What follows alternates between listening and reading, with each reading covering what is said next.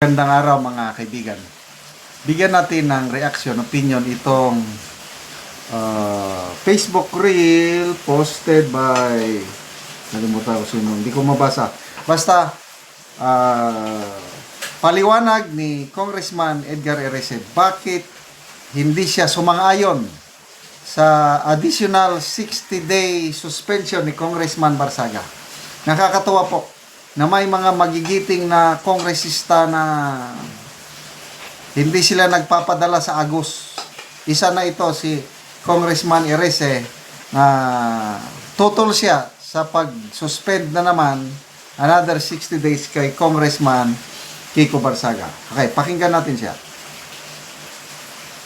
Majority Leader, thank you, Madam Speaker. I still recall some 50 years ago, when former President Ferdinand Edralin Marcos Sr. speaking to us, youth leaders of the nation, saying he wanted to combine the wisdom of the youth with the foolishness of the old.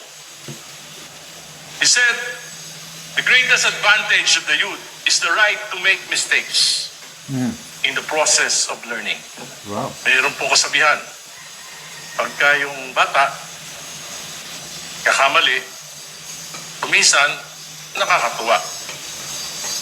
Pero pagka yung matandang katulad ko ang nagkamali, parang nakakabwisit na.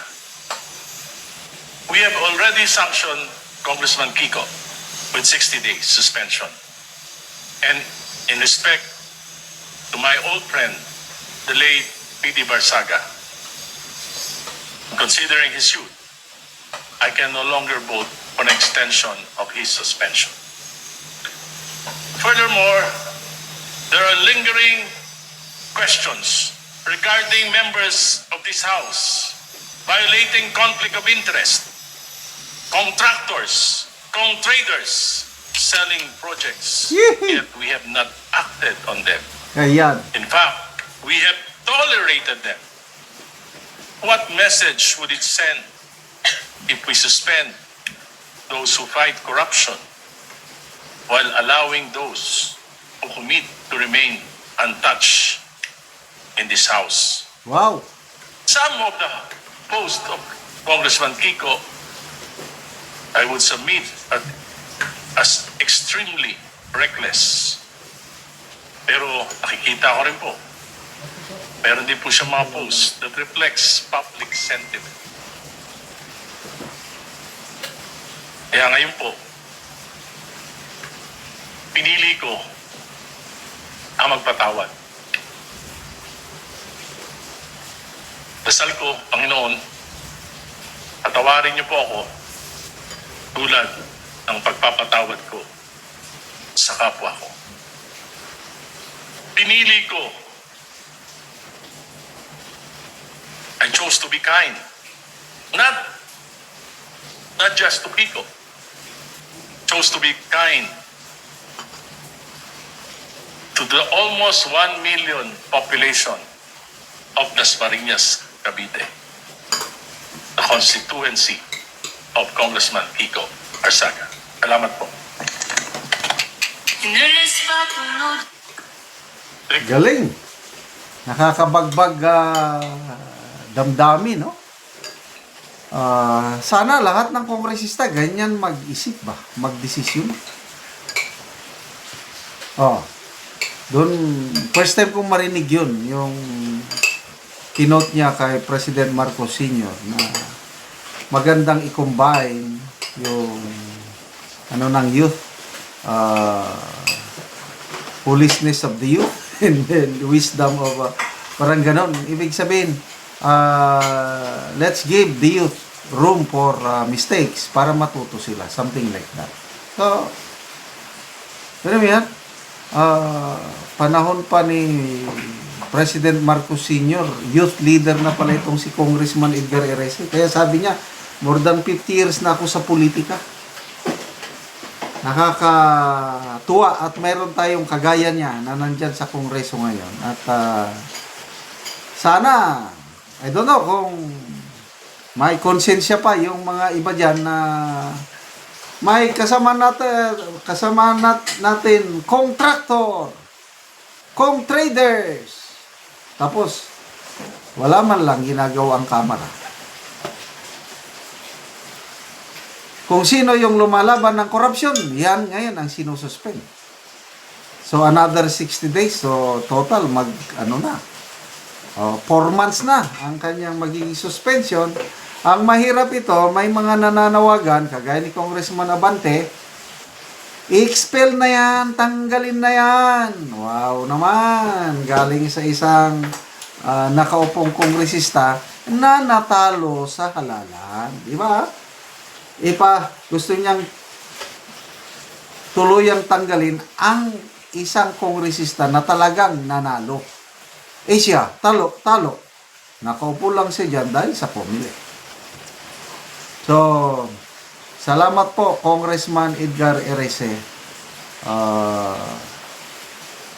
Kahit dilawan itong Congressman Erese, bahala nang maging dilawan lahat ang kongresista basta katulad niya. Ang ganda yung tinitignan niya, yung nakakabuti sa marami. Meron din akong narinig na explanation, speech ni Congressman Garin. Dahil bumoto siya ng yes! Another 60 days suspension. Anong sabi ni Garin? Naawa ko kay Barsaga bilang isang ina. Nako, ang daming nag-react. Tinatawanan nila. Insincere o wala lang. Pakitang tao lang. Naawa bilang ina. So ito? Makakapigil ba kay Congressman Barsaga sa kanyang pagsasalita itong another suspension 60 days? I don't think so. Lalo siyang tumatapang. Parang ulitin ko na nasabi ko kanina, para siyang fighting cock o pansabong na manok. Texas.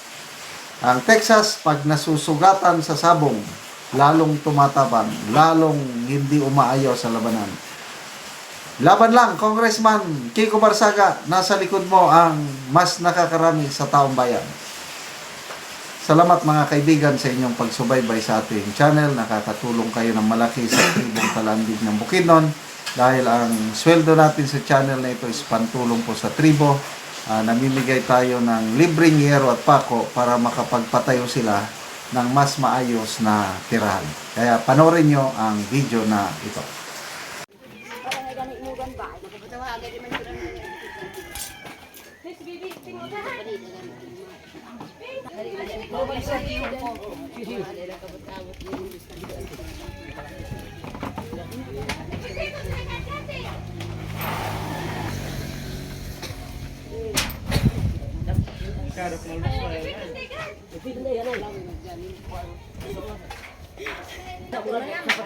Ate mana unta sekolah.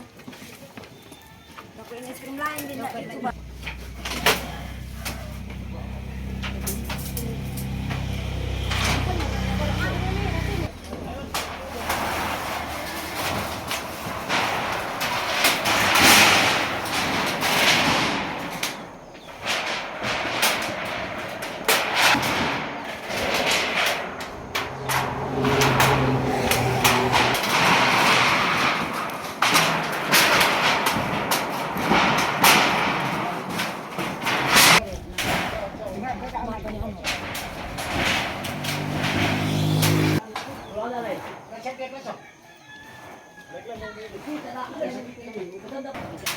Sang na.